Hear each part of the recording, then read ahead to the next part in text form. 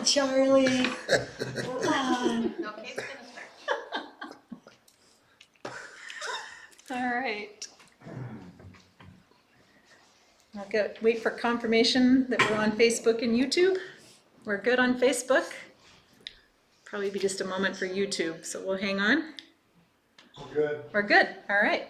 Hello. Hello to all of you out there in Cyberland. Hello to all of you in the room.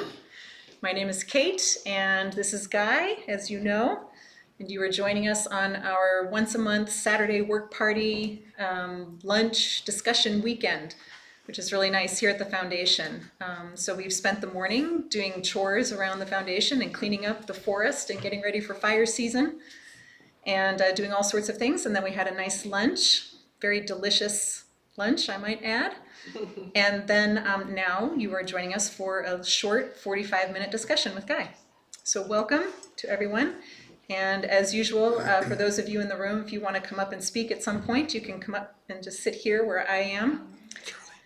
For those of you out there, shh, stop it. For those of you out there, if you want to participate as well, you can send a comment or a question in the chat area on Facebook or YouTube, and someone will relay that to me, and I'll come up and be your proxy. And we're going to start off with a question that came in. Okay. And so I'm going to grab my computer, just one second.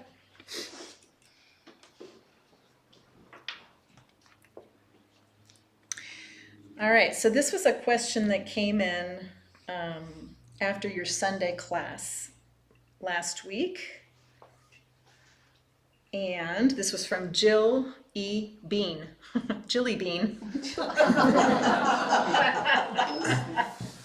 On YouTube, or no, Facebook. I think she was on Facebook.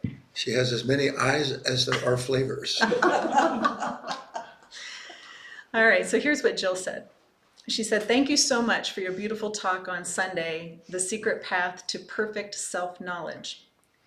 I would love a further exploration on the topic you mentioned at the end, that part of us that can't stand not knowing what's happening, yet we cannot know because we've never been here before. I think the dance of uncertainty is very difficult, especially dealing with medical issues and really all of life. There's relief in hearing you say that you cannot know. I'm getting more accepting of and embracing uncertainty in our own lives. Getting more accepting of and embracing uncertainty in our own lives, and the macro scale of living a life of mystery, where we do not know our genesis, etc." I'm sorry. Let me read the last sentence again. "Getting more accepting of and embracing uncertainty in our own lives, and the macro scale of living a life of mystery, where we do not know our genesis, would be a helpful discussion. Thank you so much for everything." And there it is if you want to read it. I'll let you do your thing.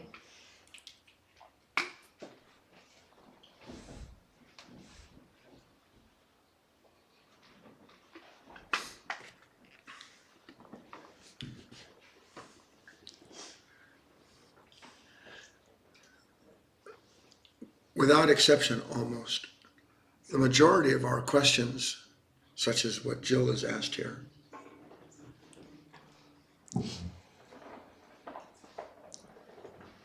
come out of a conflict that we don't know what to do with. Euphemistically, we call this conflict a mystery. But when the question is predicated on a misperception, then any answer to that question only feeds the misperception. The misperception is that because you are frustrated or fear whatever it is that visits you in these moments where uncertainty or unwanted events come along, the misperception is that it can be other than that for you. We actually believe that because we resist an event, it proves that the event should not have happened, or that it has some strange, inexplicable meaning to it that has escaped my grasp, and now I must find a way to explain this mystery to myself. How do I say this? You know, there's an old Zen saying, I forget how it goes exactly, but it's something like, oh, you can't see your own face. You can't see your own face. What does that mean, spiritually speaking? It means that you can't explain the mystery of yourself to yourself. You are the mystery. It's not a question of trying to sort things out. This is the talk, by the way, for tomorrow. Just this endless attempt to sort out what feels to me like something is missing or it needs to be changed.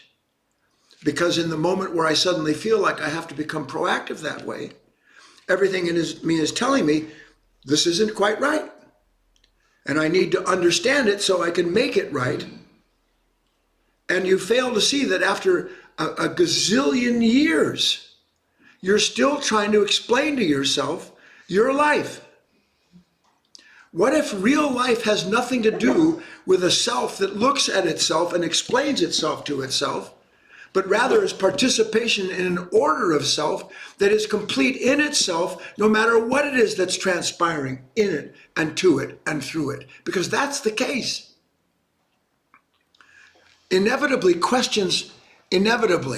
other than practical questions, our questions are rooted in the attempt to get rid of some kind of conflict we feel with life. Yeah. I'm asking you to see it. I'm not interested in being anything to you that way.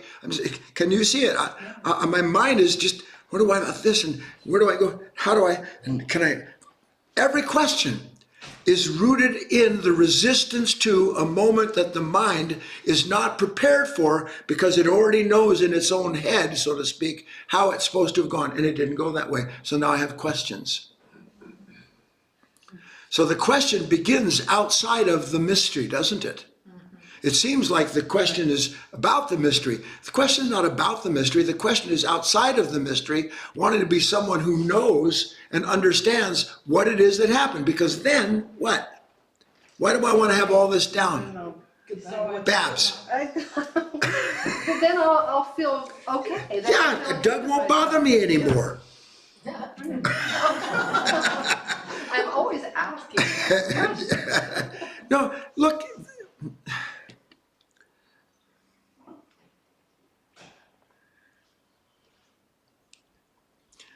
You can't skip steps. I want an answer to the question because psychologically, intellectually, I believe that if I get the answer, then I can go right from point A to point Z and be done with the mystery. But you can't skip steps. Remember a long time ago, most of you don't know, but when Mr. Howard was alive, one of the most important things I ever heard him say was to a small group of us, he said, "You want to know how the wise man became wise?" We all leaned in, yeah, like now the mystery is going to be solved. And he said what was ultimately quite a koan, quite a little Zen-like confusing statement, but you knew the brilliance of the answer, not his brilliance, but the light that was inherent in the comment. He said the wise man became wise because he stopped answering his own questions. Right. Why would I even dream? Here I am, she left me, he did this, what am I going to do here? What about tomorrow? Why would it even occur to me not to get involved in thought like this morning's insight timer? Enough. You can say enough questions. Why would that even occur to a mind when the whole mind is predicated on the pursuit of ending the disturbance in itself through the answers it gets to its problem? Why would that ever come up to a mind to say,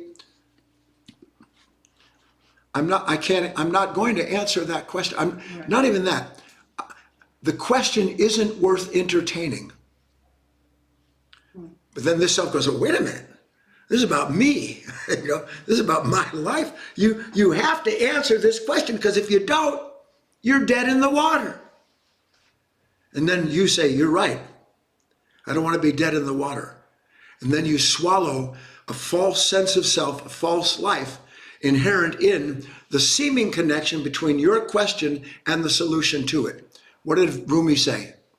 The antidote is The antidote is in the venom. The answer is in the question.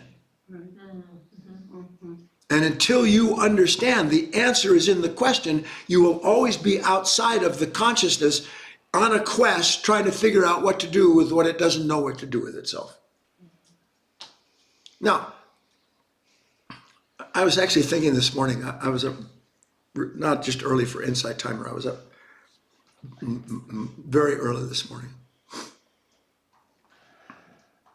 And I was going over in my mind what I was going to discuss on Insight Timer. And I thought to myself, here is another one of a million different ways to bring someone's mind into a new understanding about how everything they need to do, see, and be is already with them. Because that's what every talk is about. But in order to get to the point where you see that you already have, that you, listen, please, if you can understand the distinction, not that you already have the answer, but that you already are the answer. Do you understand the distinction to that? And you go, but I'm not the answer. I'm a wreck, I'm on fire, I'm full of resentment, I don't know what to do with this. I'm not the answer. And in that moment, your attention is fully in the grip of a mind that first presents a problem in the form of some comparison. It was like this, it shouldn't be that way. And then you are drawn into the conflict of a mind that is trying to bring an end to the disturbance in itself by asking itself, what is the disturbance? And then telling itself what the disturbance is, and then saying, go do that.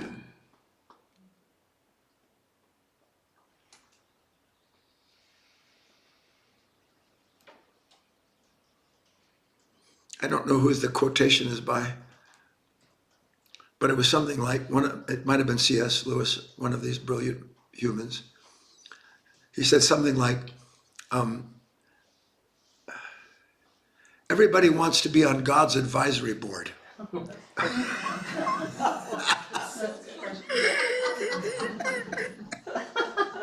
And I'm paraphrasing, but that's exactly it. I want to be on God's advisory board so that when a situation comes up, we can all talk it over, me and the rest of the gods. Right. And then we'll come to a conclusion, and the rest of humanity, my husband, my wife, my children, everybody else, will just have to toe the rope, toe the line, because I'm on God's advisory board. But I have news for you. You're not on God's advisory board. You are here to be advised by another order of intelligence that keeps trying to bring you into a new and broader understanding of yourself, so that when the mystery of the moment comes, you're not trying to solve the mystery, you're partaking in it. Again, I just come at this a number of... There's the experience of myself that I really like, and then there's the rest. I love the experience of myself when I'm witty, when my tongue is flowing, when I've got a tummy that's full, I'm hitting good golf shots. I love all experiences as long as they're part of the advisory, the advice that I gave God. Yeah. Yeah, I'm all on board. But the second, and here's the thing, one day you'll see this, you don't know what awaits you. The second that something comes along that's contrary to what you have decided is the course of things, the second that happens, you don't want anything to do with your own experience. Right. You instantaneously disavow the light that is revealed to you that you are the experience you're having. You've disavowed it like that. And that's where the answer is. Because in truth, the highest answer of all is that nothing is happening to you.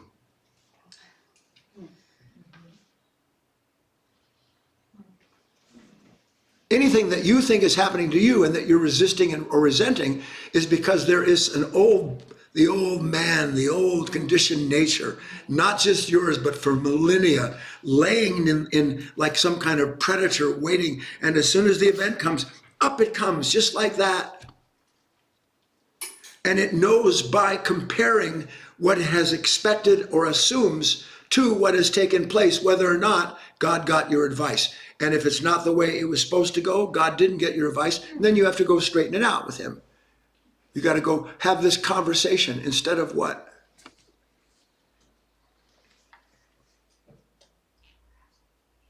Being myself. No fluffs, no frills, no answers, no promises, nothing. Just purely being myself. And purely being myself means purely allowing the intersection and the interaction between all that is triggering this seeming mysterious question to reveal there's no question being presented to you. You're being put in a place where you can see that whatever is moving for a purpose to produce something in you that's part of a broader life. That's the only way you're ever going to know what self-liberation is. That's the only way you will ever know what enlightenment is, when at last you stop trying to be a light unto yourself by asking questions and hoping that a lamp goes on someplace and then you can find your way home. No such place exists. No such light exists. You are, as Christ said, the light. You have the light in you. Don't look for it elsewhere. You look for it in thought. Isn't that what answers to questions are? Is a temporary light by which to lead me home. Isn't that so? Now that's why I'm so hungry for them. Because listen to this, because I don't want to be in the darkness.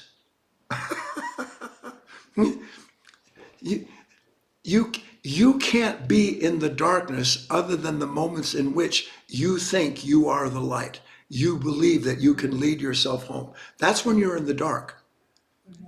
Which is, of course, very opposed to the way our mind looks at things now, isn't it? I look for light. I look for light. If you could see, for instance, the story this morning, the woman, an Insight Timer, surrounded by the animals. I don't know how many of you actually tuned in, but all she had to say was one thing to all of the thoughts and feelings. And she said, what? Enough. Say to the mountain, move, and the mountain will move. Why? Because what is the mountain? What are the animals? Other than some feature or characteristic or qualities in this consciousness that without me understanding them appear to be a mountain in my way or something come to predate upon me. But to understand that they are not those things, and you were born with the authority over those things because of the light that reveals the fact that you are not apart from your experience. In that moment, you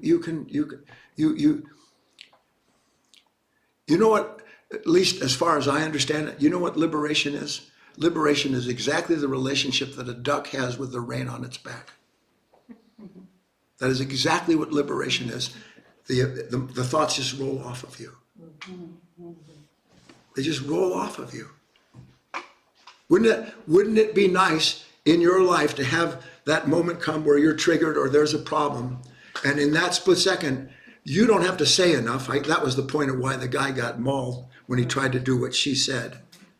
Where you see it coming, the light meets it for you, you realize there's no answer in anything that I'm being threatened by, tempted to do, and in that moment of understanding, the action is inherent in the wisdom, isn't it? Hi. Let me get my computer there. Sorry about that. An Insight Timer this morning, and I was just out of the room, so Hang on. am I sitting on it? No, I thought it was gonna be all stealthy. just stuck. I was out of the room, so I don't know if you started talking about this already, but an Insight Timer really moved me. I think you quoted Buddha, that the mind is a beautiful thing when it's your servant. And then I had a second part. What was it? Dangerous when it's your master. And dangerous. That just struck me so strongly. And that is, what struck me about it is that is a liberation when you see that over and over again. And when you say enough, like you said, but you see it, how else are you going to be free? I mean, how can anything free you but your refusal to go along with your thoughts and feelings that are giving you pain? It really isn't your refusal. I tried to make that clear. You did. When you say enough, it isn't resistance. It's understanding. It isn't a refusal. It's a realization Right. of that relationship in the moment where, by the light that shows you something is trying to master you, that light itself in you makes you the master of those thoughts and feelings. Right. Yeah. It's understanding, yeah. I love that. Oh, Hi. Aren't you sparkly? My shirt certainly is. Blinding. Don't look. So, my name's Heidi. I'm a longtime student, and I have wanted to have a little discussion about foods. Food? Foods. Okay. To frame the idea, the question is, what is truly of value when it comes to the foods we eat? There are so many ideas about healthy dietary choices, and often the rules completely oppose one another. Some religions are even founded on how to eat, and then you're either in, or you're out. But what I've learned here takes a completely different approach. And I could stop there if you want to share your comments, or because it's a big topic. It can be a dividing force, and yet what I've learned here through a lot of the exercises that you've shown when it comes to eating, it's like zooming out entirely off of the grain or the fruit and looking at who's eating, what's eating. And yet So I are you don't want asking to. a question or are you telling me something? Well, that's why I want to stop, because the question is about the foods. Okay.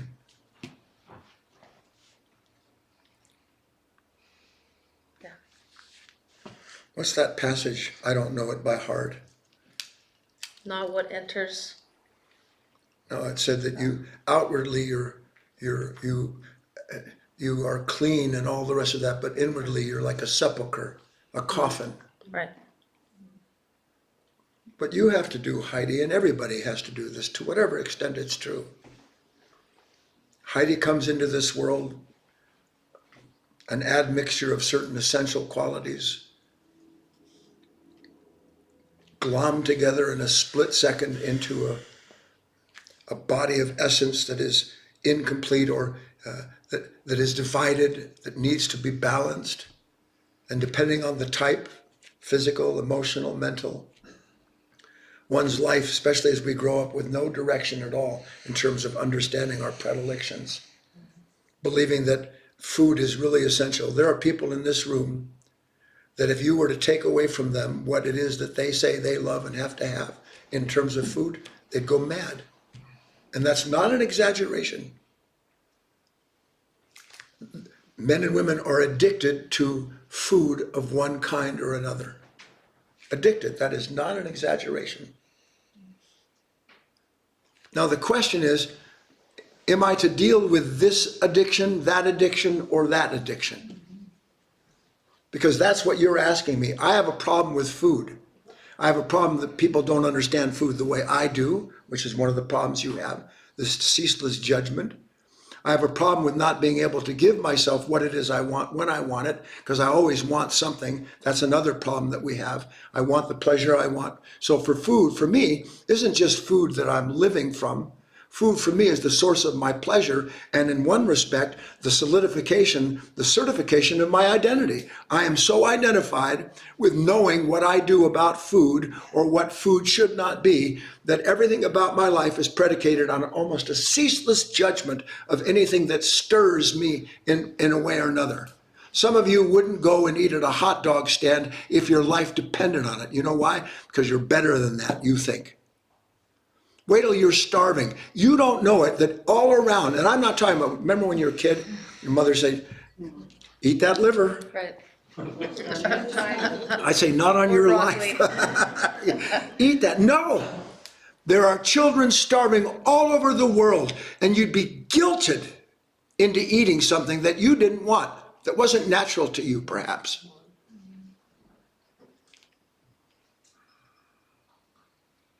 I'm reaching here and asking you, if you could just see it a little bit. Do you think you don't suffer? Every starving child on this planet?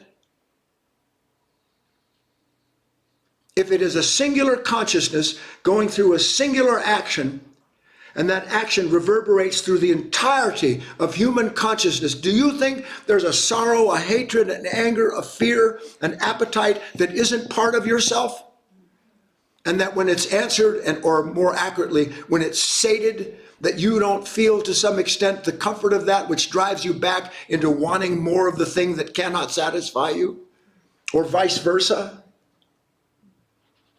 So you've heard the word, you're hung up. You're hung up in identifying with things that, for the identification with them, seems to be the be-all answer to everything that bothers you. But what you can't see is that you're bothered by this, then you're bothered by that, and then you're bothered by something that's the opposite of the first thing that bothered you, and you don't see it. And when I'm bothered by something, we go back to the start of this talk. What do? I look for answers.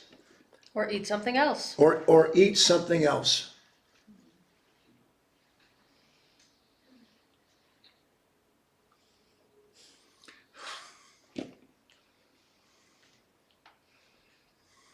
Sometimes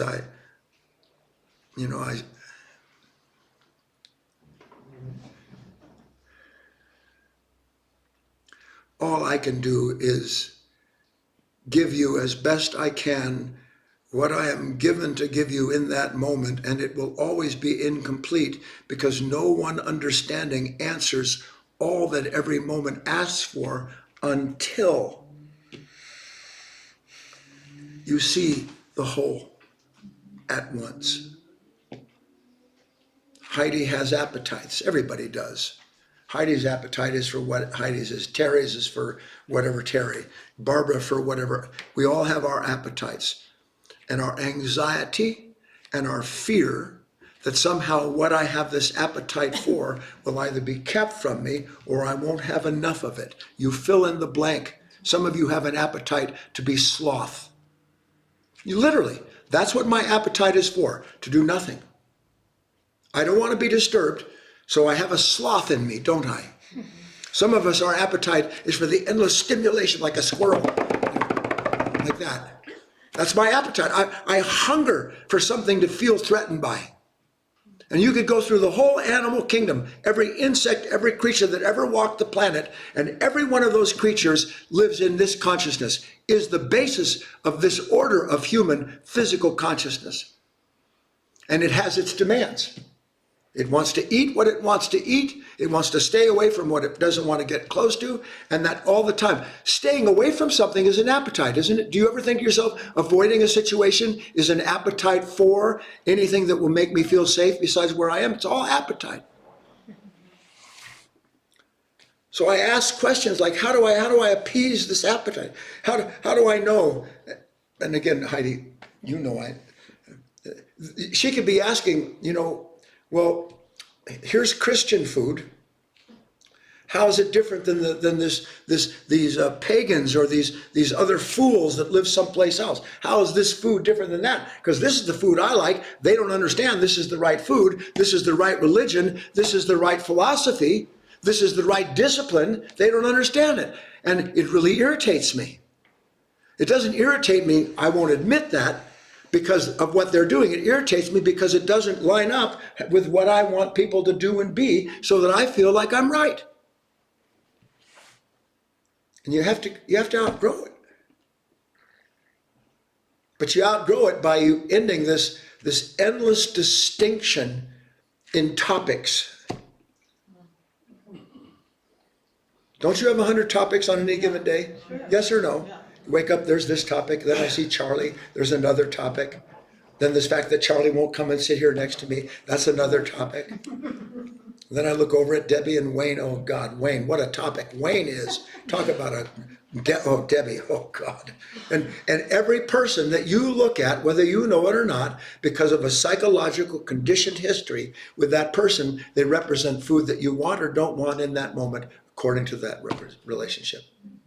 And then we call asking questions about that a way to get around or through a problem. You can't get through it like that. You're going to have to meet. Who was it? There's a student. Oh, I know him. And I wish he was here. You know how remember Katrina? Yeah. Now she went through something, because you could see this just recently. For 20, how long? 20 years? 22. 20 years. We grew up, joined the army, defeated Hitler. I mean, she went through, had all these kids. And every day the same question, wasn't it? Every day the same question. And every day another variation on the answer to the question. And then one day she goes, wow, I understand now. I'm avoiding myself. I'm avoiding the experience of myself through all the questions I have about how to use the experience of myself. There's no you that's going to figure out how to use the experience of yourself. You need the experience to see what happens to you when you keep being used by something that's trying to escape your experience. And you can't. And that experience includes pain. That experience includes seeing what a phony, baloney, hypocrite, pretender I am. Oh, yes, I'm the great pretender. Oi. I am, and I want to escape it.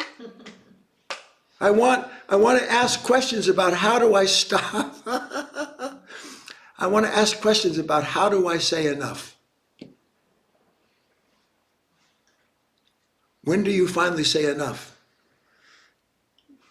When the pain gets too bad. When it's absolutely clear to you that there is no other solution other than for you to realize, and with as greatest clarity as you can, the fact that what you are trying to deal with, control, or escape is inseparable from the consciousness that's creating it. Then topics don't matter so much to you. You're the topic. Okay? Pretty good, thank you. Here comes more trouble.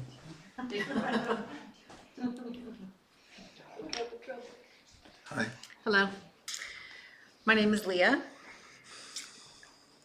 Firstly, I wanted to say, Insight Timer this morning, the title that you called The Silent Shout. Shout. Enough is a silent shout. That's the beauty of it. It is. That is 100%. There is and I think you understand this. You're not the one shouting. Mm-hmm. Lazarus, come out of the cave. Legion, come out of him. Something inside of you has been given the authority by you relinquishing the illusion of the authority. And you can't relinquish the illusion of the authority until you see that your authority is a thorn in your own side and always has been. That's when you begin to, by the way, develop what? Person has to have faith, don't they? Right. The true meaning of the word faith, which is what? Through action, I can prove to myself the existence of an intelligence that I thought was mine, but that's not. And now I can let it do the work for me that needs to be done. It will do what needs to be done, and it does. And what needs to be done isn't to make something, it's to keep you from making a mess out of your life moment to moment with all of your answers to all of the questions that lead nowhere. So it is a grand negation, yeah? So what else? Well, you also, just connecting to what you just said, is that there's only darkness because we think we're the light. Right? And there can't be darkness unless we think we're the light, unless we have the answer. You have to sort this out. This morning when I was driving over here to have lunch and do this, I will expand on this, so don't ask me now because it's quite profound. Do you know that God is not involved in any war that's ever taken place on this planet? Mm-hmm. God is not involved in any war that has ever taken place on this planet. Never.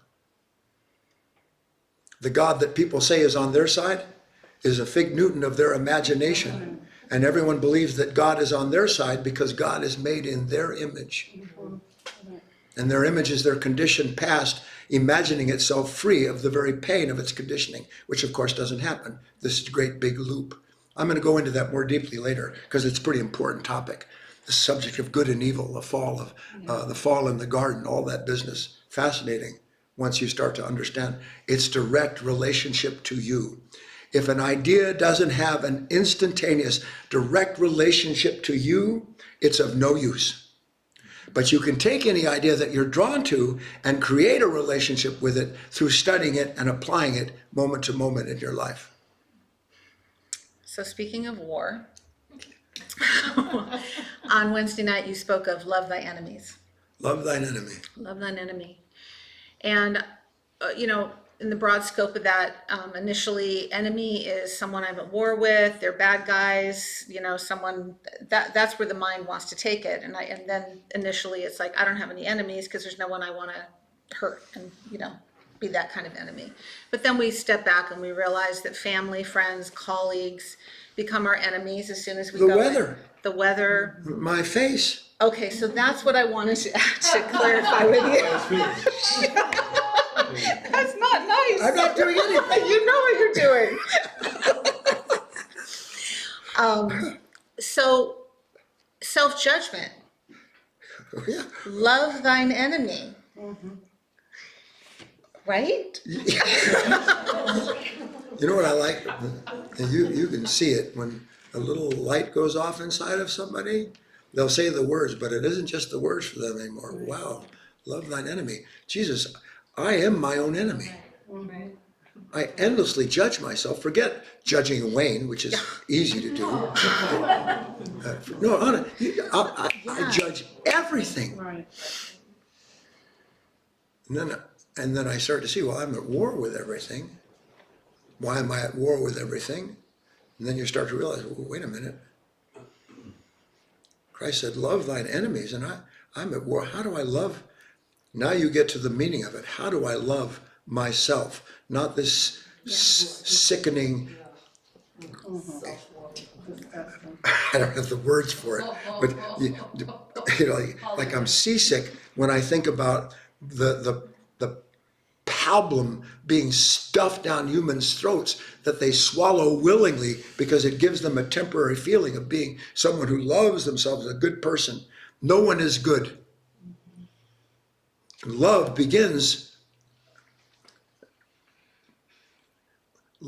that doesn't begin in humility isn't love. This is the real agape. And that's, I think, it's let it begin with me. There's a beautiful church song, Let It Begin With Me. Sing it for me. I can't do that. You can't do that? Begin with me. No, let peace be. Let there be peace on earth. Let peace be your, but there's something about let it begin with me. It's peace. Let there be peace on earth. And let it begin with me. Okay, yeah. See, yeah. No, I see. So Are you then, getting warm? continuing, yes. Yes.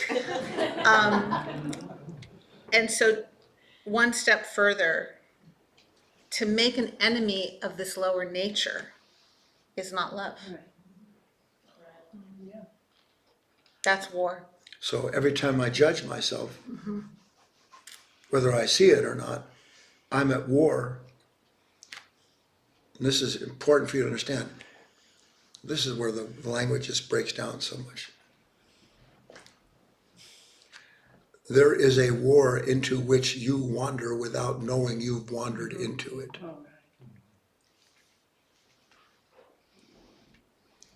Legion, this unconscious mind is set against itself. And the way that it keeps itself from seeing that it is set against itself, it is for one side and against the other in any given moment. That's what self-judgment is, isn't it? If I'm judging myself, I am the one who's superior to what I'm judging. So this goes on incessantly. There is incessant conflict in any mind that lives from constant comparison, the way this mind does. And then we try to escape that comparative conflict by coming up with questions to resolve it. And the questions are born out of the conflict, so how can they ever lead to the resolution of it? Thank you. Okay, stay with it.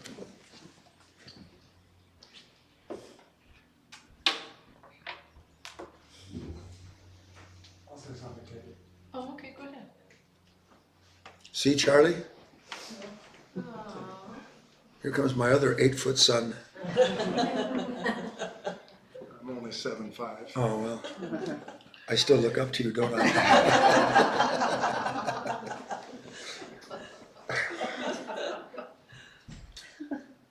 The scripture about taking the lowest place at the wedding At the feast. wedding, yeah. Don't take the highest seat because you'll be asked to take the lowest. Take the lowest and you will be asked to rise above. He that exalteth himself shall be humbled. The meek shall Yeah, inherit. yeah. Well, that one in particular, I always just kind of discarded because not because I really was against it, but just kind of be like yawn. I got it. Why is it even in there? Yeah. You know, what's it doing there? They didn't take my advice when they were writing it.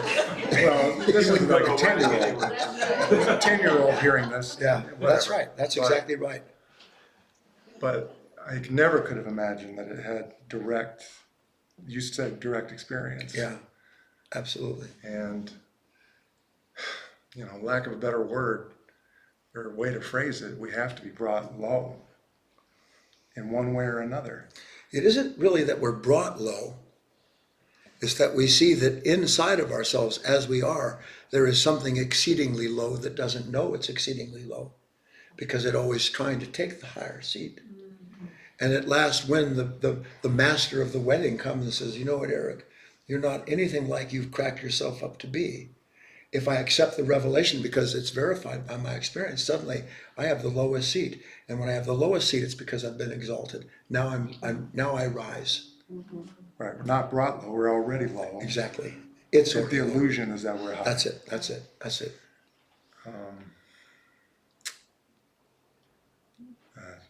Went out of my head. How's your eye? Better. And that's part of, you know, Oh yeah. But believe me, I know. and that'll have to happen 100 more times. I know that. It will. But good for you. Eric's had some challenges physically. And most of us think to ourselves, I never want that again. But he's learned so much from it that he understands he may resist and resent it if it comes up in whatever form it will, and it will because that's what getting old is about. It is. Getting old is a journey in humility if you can accept it. If you can't accept it, it's a journey in terror of believing that somehow you are of you imagined yourself to be. So now I get it. There were some lessons in this I couldn't have given myself in a million years that laid me low, but that revealed what was high. Yeah. And part of the take the lowest seat at the wedding, however that's phrased exactly, that's our proper role. That's the role of a human being as intended to be. To be stewards of the world, of everything. That's what I was thinking. Yeah. That's what went through me.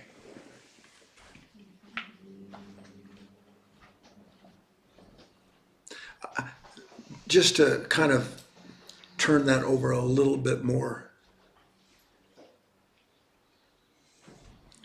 Our mind, because of the way it is so divided, it thinks through what? How come he's sitting there and I'm not? I deserve that seat. Why is he putting me in the lowest seat when I deserve a higher seat? You can see anywhere you go, yes or no, that's going on. But all are equal at the wedding. That's the point. We make ourselves special at the expense of participating as we're intended to in this marriage between what is divine and what is earthly. Everyone is the same at the wedding, meaning that everyone is invited to participate in rebirth, in a new birth. Everyone. Now, rebirth for this person might simply be finally shedding off an appetite and understanding I can't be that way anymore. So now I have new grist for the mill with which to grow into my next incarnation, my next understanding. So in scale, every wedding produces a new birth, doesn't it? Isn't that what a wedding is a union? I'm not invited, I'm at the wedding. This is what we don't understand because our mind doesn't, how much time, we're running out of time. Take what you need. Well, I don't want to broach an entirely new topic at this stage of the game. But it connects, it connects with everything I'm talking about, including this idea of enough.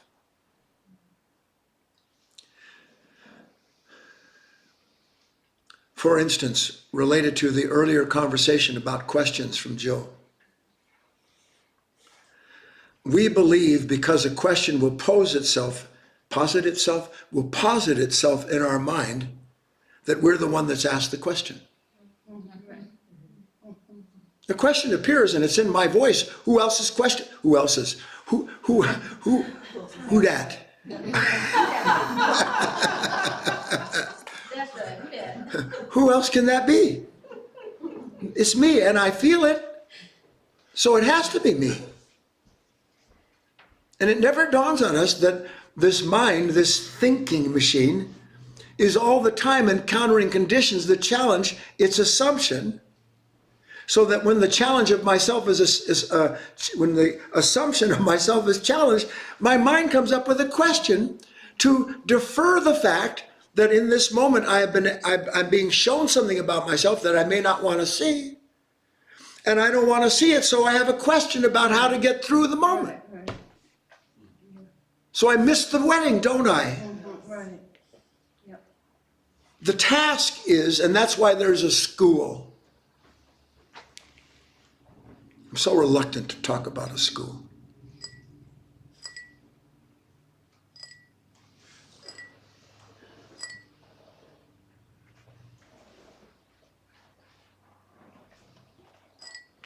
I am the vine and ye are the branches. That is the scale and level of things.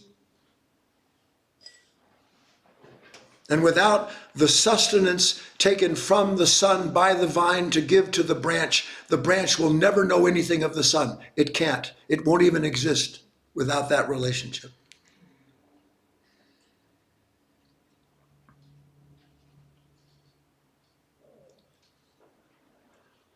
So that there is all the time, though we do not see it because we are disconnected from life, through all of these surreptitious questions about how do I join myself to it,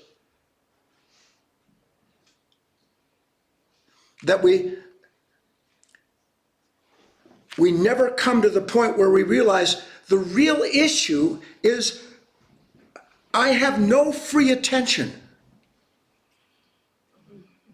None. My attention belongs to every reaction that demands I attend to it. That's where my attention goes, to every thought, every feeling that causes me to feel like there's something going on and I must deal with it. My attention then goes, without me knowing it, to what seems to be what I want to do and what I want to fix, when it isn't my attention and it isn't I who needs to be fixed, let alone be caught up in that nature trying to resolve itself through its questions. Free attention means that when the moment comes and the animals are there, instead of me being relegated to my usual retreat, defeat, run, fight, instead of being automatically brought up into the world where my experience is predicated by my conditioning, free attention is to recognize the conditioning when it starts to act.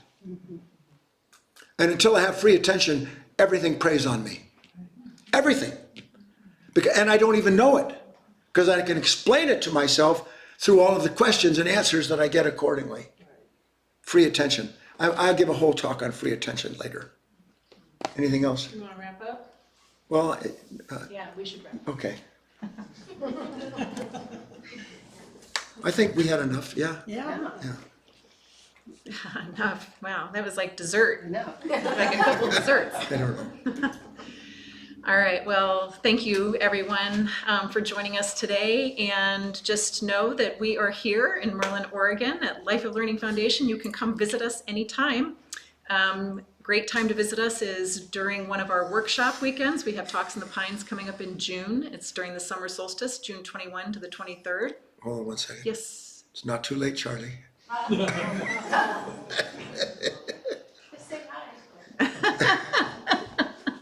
don't see him moving, so I think that's safe. Oh, he's moving. I should just turn the camera. He's sweating so much he's exercising.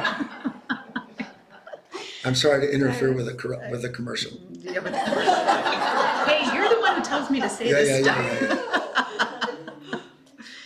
Come visit us, see how much fun we have? Actually, we do, in a bright kind of camaraderie, where students of, higher learning come together. There's something that you get a different kind of nutrition, a different kind of food, thank you.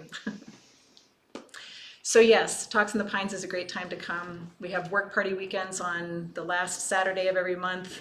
Really nice to be here in the room with everybody and help out around the foundation too. So we hope you'll visit us. And I'll just give you a quick peek at tomorrow's topic. So Guy will be speaking again tomorrow per the usual, 9:30 a.m. Pacific. And the topic actually is going to go right along with everything that was discussed today.